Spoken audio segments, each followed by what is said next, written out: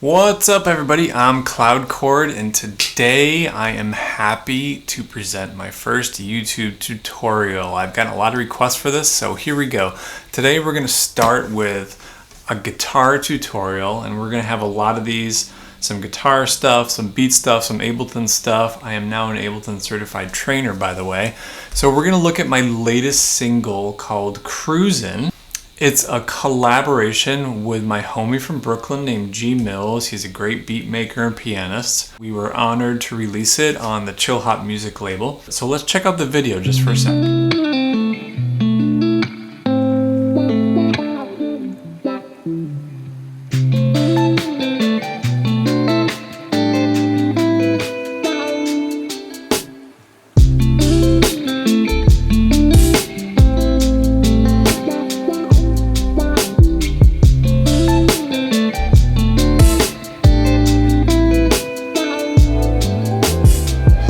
Okay, so there's three main things we want to talk about with this guitar tone. First of all, it's a Stratocaster tone, which makes it more of a bell kind of sound, as opposed to like a really fat, beefy jazz tone. The second one is that I actually use the whammy bar on the second part, which we'll get to. And the third is that it's just three chords. It's C, B minor, and A minor the whole time, and it's just showing you how you can do variations on top of those chords the whole time. So it just works within the A minor pentatonic, for those of you playing along at home, or the C major pentatonic, okay? So if you have questions about that, feel free to email me, cloudchordmusic@gmail.com, or check out my website, cloudchord.net, and I'm happy to discuss this further. Okay, so let's look at part one. Here we go. So, like I said, it's just three chords. It's C, B minor, and A minor. Except that I like to use what I term as minimal voicings. Like rock and rollers use a lot of bigger shapes. I tend to use like 2 to 4 note voicing, so I'm not using all of my 6 strings. So this is my first shape. So on the 6th string, I have the 8th fret. On the 4th string, I have the 7th fret. And on the 3rd string, I have the 9th fret. And that gives us a C6 chord. And what I even do is that I hammer onto that last note from the 7th fret. So it looks like this. Cool? It gives it a little bit more flavor. It's like using Dijon mustard instead of yellow mustard. You know what I'm saying? Cool. The second part of this is that I get the neo-soul flick on the backbeat with my right hand, which gives it a lot more character. That's like the jalapeno of the recipe, right? Because without the jalapeno, it'll just sound like this. I mean, that's cool and it tastes good, but it's not like, right? So that's... Okay, here's the next part. On the B minor, I go to a bar on 7, and I go, so it's 7th fret, 6th string, 7th fret, 4th string, 7th fret, 3rd string, and then I hammer to 9. So far we have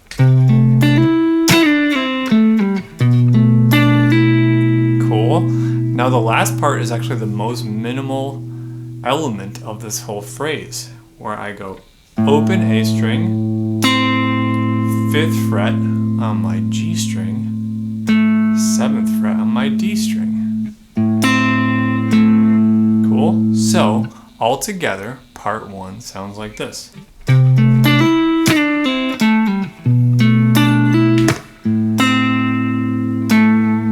Alright, that's part one. Now let's look at the second phrase of part one. It's just a small variation. Starts the same way. Exact same way, except for the second chord. So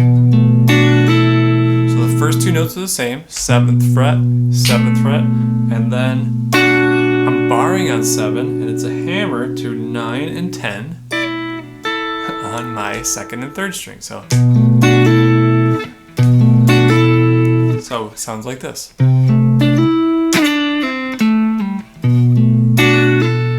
Cool.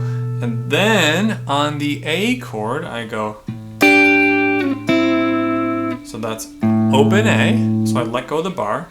And I have 7th fret 3rd string, 8th fret 2nd string, and then I slide it down to 5th fret on both of those strings. So that is both phrases of part 1. Let me play them.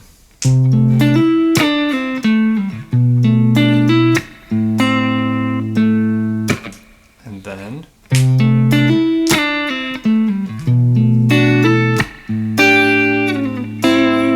make sure you get that slide in at the end. It makes it real greasy. All right, let's talk about the second part. It's really just a blues wah-wah lick, and it goes. So it's bar on 7, and then we play 10 and 9. So this is all on your 2 middle strings, your 3rd and your 4th string, or your D and your G string. So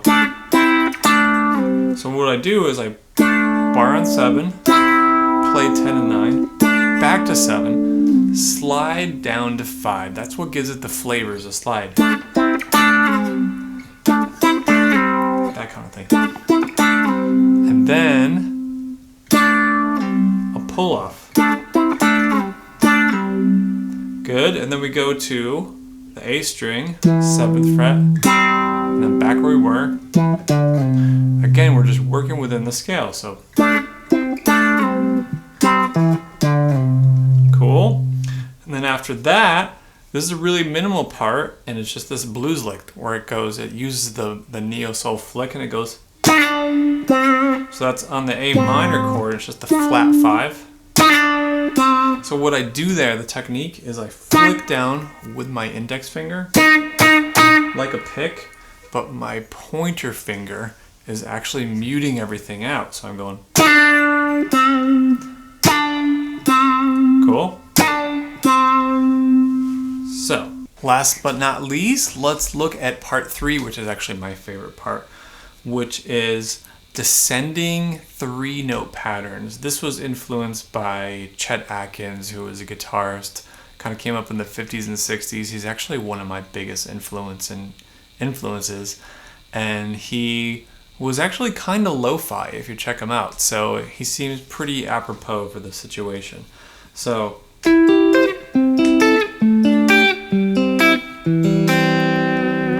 that whammy bar, right? So these are all just A minor shapes, right? So it's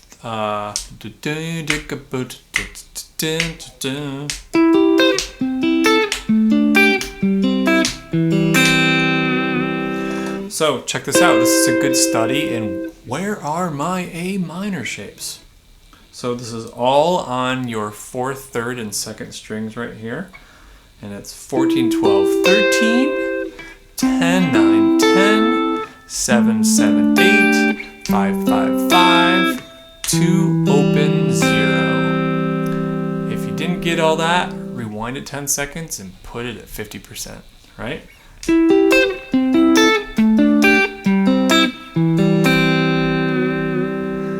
Then I do a similar thing up high on the bottom 3 strings, and it starts on 17.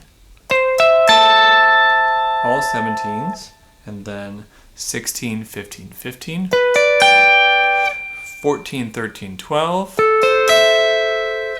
9, 10, 8, 5, 5, 7, and then a little pull off. So it sounds like this.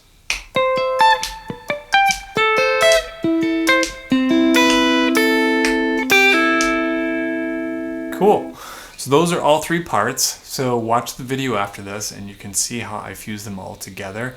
Thanks for watching, and I look forward to many more tutorials with you. I'm going to discuss a lot of neo-soul guitar techniques, how I record my guitar, what my signal flow is. So feel free to like and subscribe.